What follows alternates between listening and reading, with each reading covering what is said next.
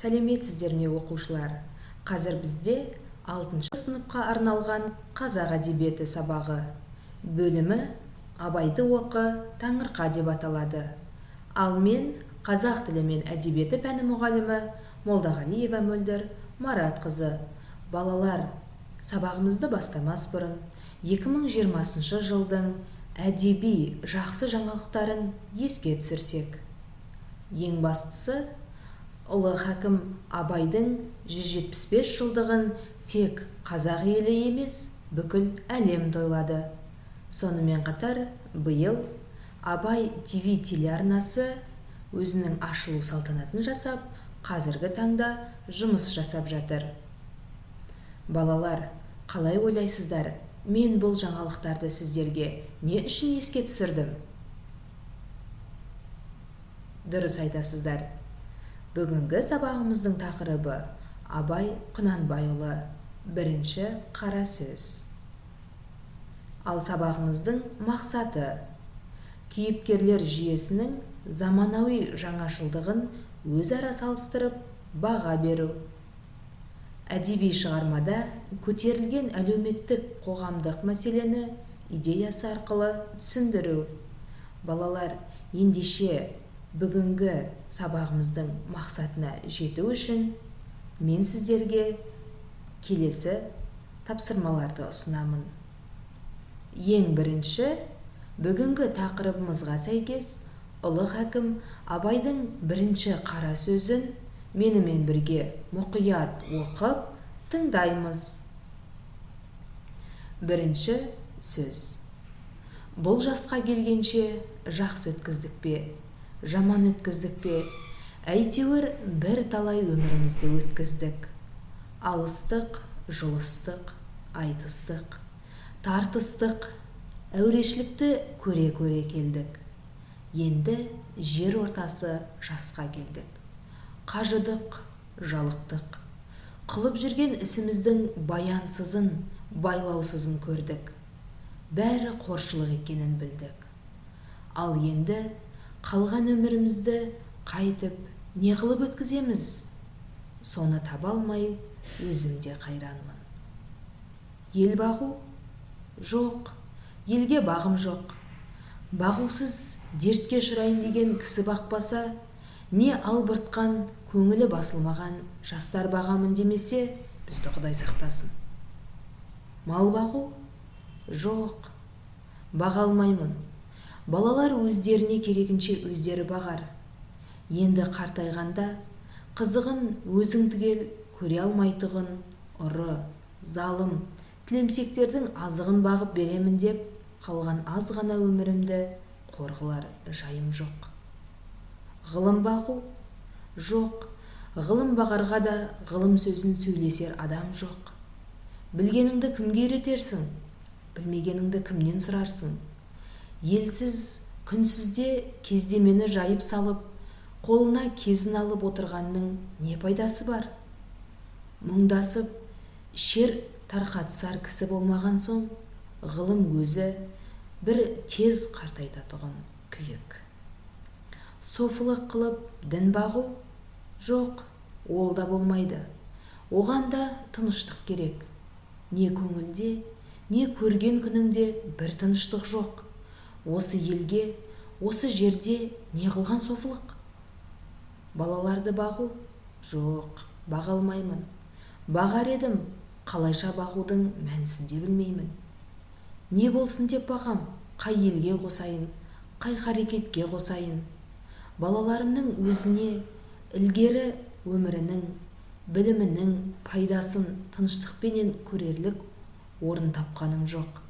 Қайда бар, не қыл дерімді біле алмай отырмын. Не бол деп бағам, оны да ермек қыла алмадым.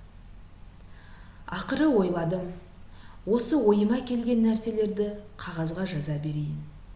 Ақ қағаз бен қара сияны ермек қылайын. Кімде-кім ішінен керекті сөз тапса жазып алсын, я оқысын. Керегі жоқ десе, өз сөзім өзімдікі дедім де, ақыры осыған бел байладым. Енді мұнан басқа ешбір жұмысым жоқ. Балалар Қандай керемет сөз. Ендеше осы Абай Құнанбайұлының бірінші сөзін тереңірек түсіну үшін мен сіздерге келесі тапсырмаларды ұсынамын. Бірінші тапсырма. Бірінші сөзде Абай не туралы айтады? Төменде көрсетілген ұғымдарға түсініктеме беріңдер. Ел бағу, мал бағу, ғылым бағу. Ендеше уақыт кетті.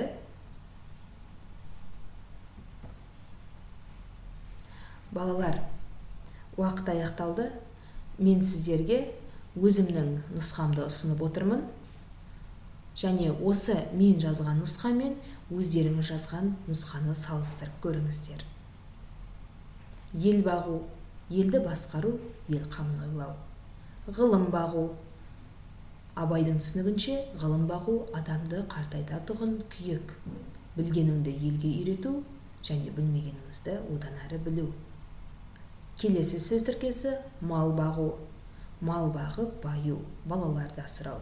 Мал басын көбейту. Абай бұл үш сөздің, үш көрсетілген ұғымның үшеуінде таңдамағанын сіздер жақсы білесіздер. Ал сіздер қайсысын таңдар едіңіздер? Әрқайсыңыздың пікірлеріңіз құнды, өмірде пайдаланады деген ойдамын осы сөздерді. Ендеше келесі екінші тапсырма. Абай Құнанбайұлы өзінің бірінші қара сөзінде ел, жер, ғылым, мал туралы айтқан білесіздер. Ендеше осы сөздер туралы сіздер қандай мақал-мәтел білесіздер?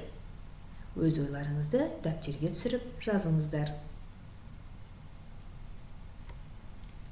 Балалар, мен сіздерге көрсетіп тұрғаннан да көп мақал жазғандарыңызға сенімдімін. Ендеше менің жазған мақал-мәтелдерім сіздерге ұнаса, арасынан жазып алуларыңызға болады.